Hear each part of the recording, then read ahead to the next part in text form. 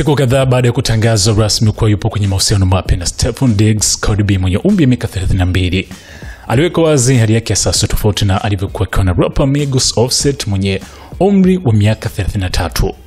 Alieleza kuwa alikuwa na hali mbaya sana kwenye uhusiano huo kiasi kwamba angeweza hata kumua ikiwa wangeendelea kuwa pamoja.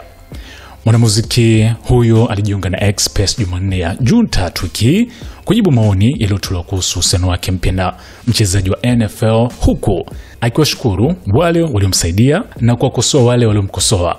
"Sidhani watu wanaelewa jinsi nilivyokuwa nimechoka kihisia na kiakili," alisema Cardi B. "Nilikosa nguvu, sikuweza kula, nilikuwa na maumivu ya mara kwa mara kichwani na nilikuwa nikipoteza uwezo wangu wa kufikiri." Aliongeza kuwa alijaribu mara kadhaa kuokoa uhusiano huo, lakini hali ilikuwa mbaya mno. "Nilipata fursa nyingi, lakini ilizidi kuwa mbaya mpaka nilihisi ningelazimika kwenda gerezani kwa sababu ningeamua kumuua kwa mikono yangu," akimaanisha rapper Offset. Cardi B alisema watu wengi wanafikiri aliwatenga watu kwa sababu walikuwa wakimwadhaisha kimapenzi, lakini ukweli ni kwamba matatizo yalihusisha udanganyifu wa mara kwa mara na kufanywa mjinga, jambo liweza kumvuruga sana. "Nilikumbwa na huzuni mkubwa sana kutokana na uongo na drama za kila siku.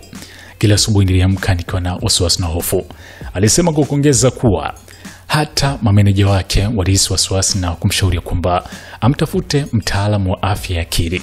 Hali hiyo ilitokea kabla Cardi B na Offset kurejesha uhusiano wao na kupata mtoto wa tatu, binti aitwaye Blossom, mwaka jana, lakini kwa sasa wamekwisha kusitisha uhusiano wao. "Nilifanya tiba ya afya ya akili, nikajitahidi na kupenda tena. Nikawa na mtoto wangu, lakini mwisho wa siku, mwisho wa uhusiano ni kweli mwisho. Sijui watu walitaka nifanye nini zaidi." Sasa Cardi B anahisi amepata amani na furaha. "Niko mahali pazuri sasa. Najifunza hatua kwa hatua jinsi kuishi maisha yangu," alisema. "Kwanza tena uhusiano ni jambo jipya kwangu na ilichukua muda kufungua moyo wangu kwa mtu mwingine." Katika mazungumzo hayo alizungumzia pia maoni mabaya aliyopokea tangu kutangaza uhusiano wake na Stefan Diggs. "Sielewi kwa nini napata chuki kutoka kwa wanaume na hata kuhusishwa na mambo mabaya. Nilikuwa mke mwaminifu katika kipindi chote cha miaka 7.